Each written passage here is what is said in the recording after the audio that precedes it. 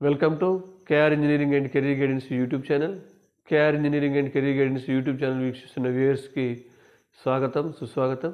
KR YouTube ఛానల్ను వెంటనే subscribe చేసుకోండి, లైక్ చేయండి, షేర్ చేయండి, మరియు కేఆర్ జనరల్ వాట్సాప్ గ్రూప్స్లో జాయిన్ అవ్వండి. మీ పిల్లలకు సంబంధించి ఇంజనీరింగ్ సంబంధించి పర్సనల్ గైడెన్స్ కావాలనుకున్న వారు మెంటర్షిప్ గ్రూప్స్లో జాయిన్ అవ్వండి.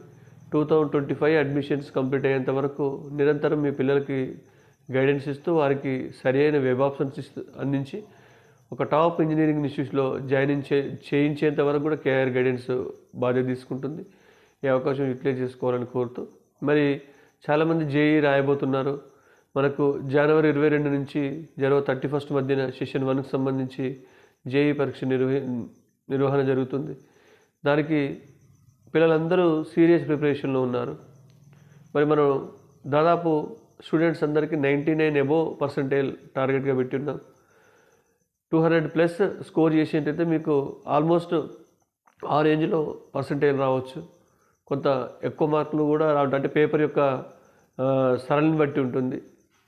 మరి చాలామంది అడుగుతున్నారు, మరి 99 అంటే మాకు వస్తుందా సార్ అంటే అట్లీస్ట్ మినిమంగా మనం 97 అబోవ్ పర్సెంటేజ్ అయినా సాధించడం వల్ల జేఈ మెయిన్స్లో కొన్ని లాభాలు ఉన్నాయి. ఈ 97% అయినా కనీసం సాధిస్తే మనకు ఏమేమి లాభాలు ఉన్నాయనే విషయాన్ని ఈరోజు చర్చిద్దాం.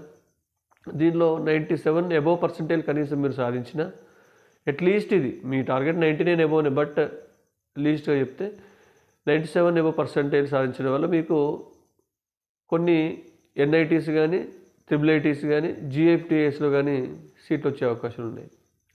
మరి సిఎస్సి బ్రాంచ్ రాకపోవచ్చు కానీ మిగతా బ్రాంచెస్ రావచ్చు. అందులో మిడిల్ ఎన్ఐటీస్ కానీ, లేదా మిడిల్ ట్రిపుల్ కానీ, లోయర్ ఎన్ఐటీస్ కానీ, లోయర్ ట్రిపుల్ మీకు సిఎస్సి బ్రాంచ్ కాకుండా మిగతా బ్రాంచెస్లో ఏదో ఒక బ్రాంచ్ మాత్రం వచ్చే అవకాశం ఉంటుంది.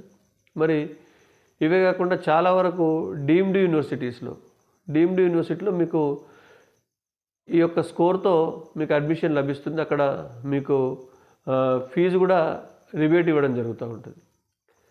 మరి ఇవే కాకుండా జిఎఫ్టిఎస్ ఉన్నాయి. మనం చాలా అట్లీస్ట్ ఒక 10-15 జిఎఫ్టిఎస్ ఆల్మోస్ట్ ఎన్ఐటీ ట్రిపుల్ ఈక్వల్గా ఉండే జిఎఫ్టిఎస్ కూడా ఉన్నాయి. ఆ జిఎఫ్టిఎస్లో కూడా మీకు ఈ యొక్క పర్సంటేజ్తో సీట్ వస్తుంది.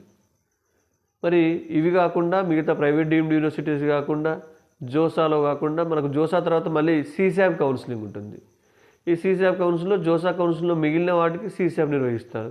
ఈ సీశాబ్లో కూడా మీకు ఈ 97% రేంజ్లో ఉన్న వాళ్ళకు మంచి సీట్లు లభిస్తున్నాయి. అంటే ఆల్రెడీ చాలామంది అప్పటికే అక్కడ కాలేజీలో సెటిల్ అయిపోతారు కాబట్టి సీశాబ్కి వచ్చిన వాళ్ళలో మంచి సీట్లే దొరుకుతూ ఉన్నాయి. ఎన్ఐటీస్ కావచ్చు, ట్రిపుల్ కావచ్చు, జిఎఫ్టిఎస్ కావచ్చు. మరి ఇవి కాకుండా ప్రైవేట్ డీమ్డ్ యూనివర్సిటీస్ కాకుండా ఇంకా మరొక గోల్డెన్ ఆపర్చునిటీ ఏంటంటే ఎంసెట్తో సంబంధం లేకుండా మన తెలంగాణ రాష్ట్రంలోనే టాప్ ఇంజనీరింగ్ కాలేజీలో మీకు జేఈ మెయిన్స్ పర్సంటేజ్తో కన్వీనర్ కోటా ఫీజుకే సీట్లు ఇవ్వడం జరుగుతుంది.